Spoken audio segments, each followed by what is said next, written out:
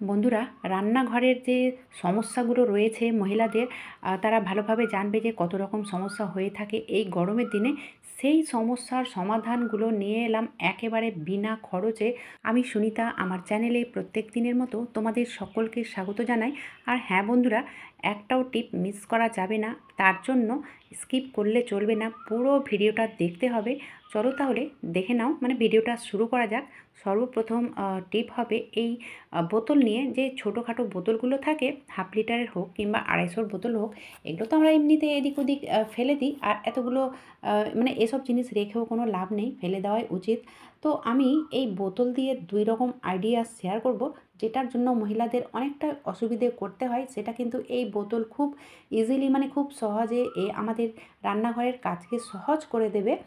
তো সর্বপ্রথমে যেটা করছি সেটা হচ্ছে নিচের পাটটা, মানে যেখান থেকে দাগটা রয়েছে মোটামুটি 2-3 আঙুল নিচের দিকে কাট করে বাদ দিয়ে দেব। মানে আমার মিডিল পার্টটা চাই। তো এই নিচের পার্টটা আমি বাদ দিয়ে দিলাম, আর সেটা এখন সাইডে রাখলাম, সেটাও আমি কাজে লাগাবো। আর ওপর পার্টটাও, মানে যেখান থেকে ওপরে রাউন্ড হয়েছে সেখান থেকে আমি কাট করে নেব। মোটামুটি মিডিল পার্ট 6 আঙুল মতো নেব। কারণ দেখো, কিছু কিছু এমন কাজ থাকে, করতে তো হয় কিন্তু অনেক অসুবিধার সঙ্গে আমরা করে থাকি। সেই অসুবিধের কাজগুলো সুবিধে করার জন্য আজকের টিপগুলো তোমাদের সঙ্গে শেয়ার করব। তো চলো, এই দেখো এভাবে আমি এটাকে রেডি করলাম। অনেক সময় কি হয়, আমরা হামলে অল্প স্বল্প, যেমন ধরো চায়ের জন্য আদা কুটা কিংবা একটু আধটু রসুন কুটা কুটে থাকি, কিন্তু অনেক সময় কি হয়, হয়তো হামলটা বন্ধ থাকে কিংবা হয়তো ধোয়ার ব্যাপার থাকে, তো সে কারণে আমরা এই স্ল্যাপে করে থাকি।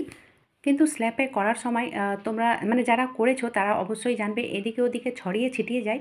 তো এইভাবে যদি একটা বোতলকে কেটে রাখা হয়, তাহলে দেখবে এটা কিন্তু একেবারে, মানে এতটুকু এদিক ওদিক ছড়িয়ে ছিটিয়ে যাবে না। এইভাবে রেখে দিলেই কিন্তু খুব ইজিলি এটা খুব সুন্দরভাবে হয়ে যাবে। আমরা এমনিতে এগুলো গ্লাসের মধ্যেও করে নিতে পারি, কিন্তু অনেক সময় আমরা স্ল্যাপের ওপরেও এরকম করে থাকি। তো তোমরা যদি এইভাবে একটা গ্লাস কেটে রেখে দাও রান্নাঘরে, তাহলে কিন্তু কাজটাকে অনেকটাই সহজ করে দেবে। তোমরা এই টিপসটা অবশ্যই ফলো করতে পারো। খুব মানে খুব ভালো একটা টিপ আমি বলবো। কারণ এমনিতে এই বোতলগুলো আমরা এদিক ওদিকে ফেলে দিই। তো যদি একটা বোতলকে এভাবে কাট করে রান্নাঘরে রেখে দিই, তো অসুবিধে কী? এটার জন্য তো আমাদের কোনো খরচ হচ্ছে না বন্ধুরা। দেখো, খুবই ভালো একটা টিপ, তোমরা করে দেখবে তাহলেই বুঝতে পারবে। চলো এবার দেখে নেওয়া যাক পরবর্তী টিপ। তো পরবর্তী টিপ হবে যে আমি মানে ওপর পাট আর নিচের পাটটা কাট করেছিলাম, সেটাও আমি কাজে লাগাবো। তো কিভাবে কাজে লাগাবো, এই দেখো ওপর পাটটা নিচের পাটের মধ্যে এইভাবে ভরে দেব। তো এটা যেন টাইট হয়ে থাকে, সে কারণে এখানে আমি দিয়ে দেব সেলোটেপ। তো অবশ্যই এখানে সেলোটেপটা দিয়ে দিতে হবে, তাহলে কোনো ভয় থাকবে না, নিশ্চিন্তে এটা আমরা রান্নাঘরে ইউজ করতে পারবো। আর কিভাবে এটার ব্যবহার করব তোমরা দেখতে থাকো। তো এইভাবে মোটামুটি 2 রাউন্ড আমি এই সেলোটেপটাকে দিয়ে দেব। তাহলে কিন্তু এটা মজবুত হয়ে যাবে। এটা না দিলেও হবে, এমনিতে টাইট হয়ে বসে থাকে। তো যাই হোক, তোমরা চাইলে এখানে ফেবিকুইকও দিতে পারো। এই দেখো, সুন্দর একটা কিউট দেখে মানে কৌটোর মতো তৈরি হয়ে গেছে। এবারে এটা কী কাজে লাগাবো? হ্যাঁ বন্ধুরা, আমরা যে তরকার জন্য কিংবা ফোড়নের জন্য এরকম ধরনের মশলাগুলো রেখে থাকি, যেমন ধরো কালো জিরে হোক কিংবা সর্ষে হোক, এরকম ধরনের মশলাগুলো ছোট ছোট কৌটোর মধ্যে যদি থাকে, তাহলে দেখতেও ভালো লাগে আর আমাদের মানে রান্না করতেও সুবিধা হয়।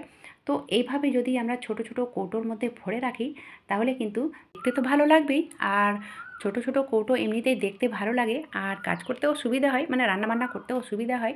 এই দেখো, খুব সহজে মানে এই এখান থেকে বারো করতে পারবো, আবার ভরেও দিতে পারবো। ঠিক এইভাবে তোমরা এই টিপসটাও ফলো করতে পারো। চলো এবার দেখে নেওয়া যাক পরবর্তী টিপ। তো এই টিপটা হবে এরকম ধরনের কৌটো বা কৌটোর ঢাকনা নিয়ে। কারণ অনলাইনে যে খাবারগুলো আমরা অর্ডার করে থাকি, সেই কৌটোগুলো কিংবা দইয়ের কৌটো কিংবা বাসন মাজার যে সাবানগুলো আনা হয়, সেই কৌটোগুলো, তো আমরা কৌটোগুলো ফেলে দিই, কিন্তু অনেক সময় এই কৌটো বা ঢাকনাগুলো আমাদের অনেক কাজে আসে, বিশেষ করে রান্নাঘরে। তো সেটার থেকে আমি 2-3টে তোমাদের সঙ্গে শেয়ার করব। যেমন ধরো এই হামুলটা, তো এখন যেহেতু গরমের দিন, এমনি যদি খোলা ছেড়ে দিই তাহলে কিন্তু টিকটিকি আরশোলা মুখ দেবে, আর সবসময় আমরা ধুয়ে ধুয়ে কাজ করতে পারি না। সে কারণে এটা ধুয়ে মানে ঢেকে রাখা অত্যন্ত জরুরি। তো এইভাবে আমরা এই ছোট ছোট ঢাকনা কিংবা যে ছোট কৌটোটা রয়েছে সেটা দিয়েও ঢেকে দিতে পারি। কিন্তু ঢাকা তো দিয়ে দেব, এটাকেও ঢাকা অত্যন্ত জরুরি।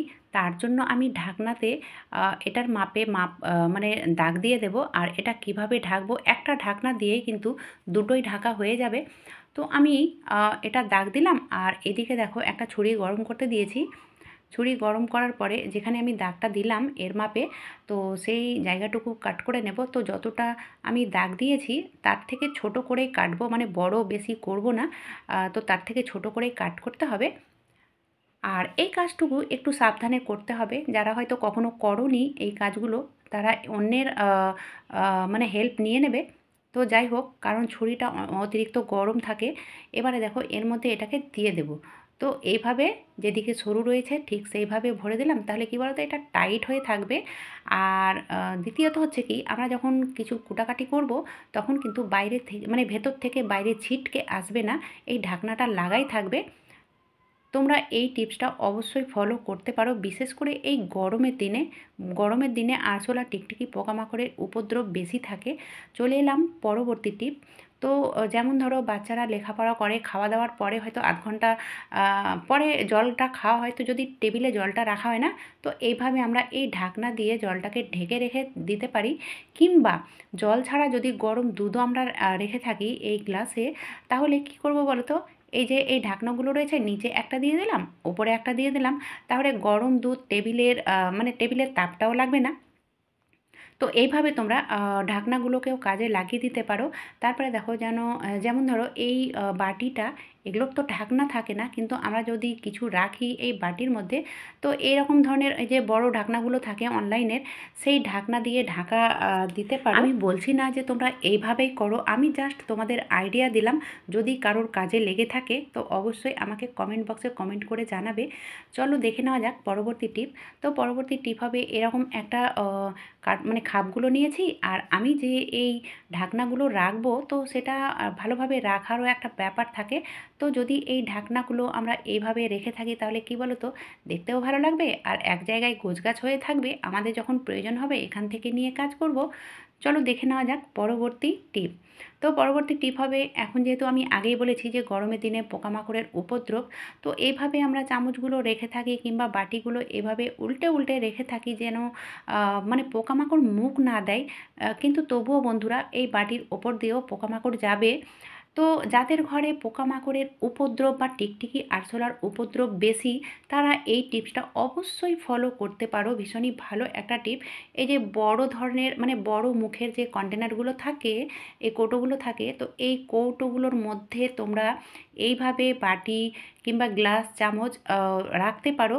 সে ডেলি ইউজ করলেও রাখতে পারো, কিংবা এক্সট্রা করে যে রান্নাঘরে রেখে থাকো সেই বাটি বা বাসনগুলো এইভাবে রাখতে পারো। তবে হ্যাঁ, অবশ্যই মুখটা যেন বড় হয়, মানে কৌটোর মুখটা যেন বড় হয় সেদিকেও খেয়াল রাখতে হবে। তাহলে কি বলো তো, চট করে আমরা বারও করতে পারবো, আবার রেখেও দিতে পারবো। ভীষণই ভালো একটা টিপ। তো এইভাবে যদি মাজা ঘষার পরে মানে শুকিয়ে নিতে হবে, মুছে নিতে হবে, তারপরে এটা রাখতে হবে। কিংবা যেগুলো ইউজ করো না, মাসের মাস রান্নাঘরে একদিকে রেখে দাও, সেই বাসনগুলো তোমরা এই কৌটোর মধ্যে রেখে দিতে পারো।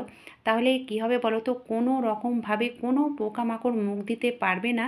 আর এটার জায়গাটাও অনেকটা লাগবে না, দেখতেও ভালো লাগবে। তো এই টিপসটা তোমরা অবশ্যই ফলো করতে পারো। বন্ধুরা, আজকের কোন টিপসটা তোমাদের সব থেকে বেশি ভালো লেগেছে অবশ্যই আমাকে কমেন্ট বক্সে কমেন্ট করে জানাবে। আর যদি ভিডিওটা তোমাদের ভালো লেগে থাকে তাহলে ছোট্ট একটা লাইক করার সঙ্গে যদি প্রয়োজনীয় মনে হয় তাহলে বেশি বেশি সবার মাঝে শেয়ার করো। আজকের মতো এখানেই শেষ করলাম। এতক্ষণ আমার সঙ্গে আমার ভিডিও দেখার জন্য অসংখ্য ধন্যবাদ।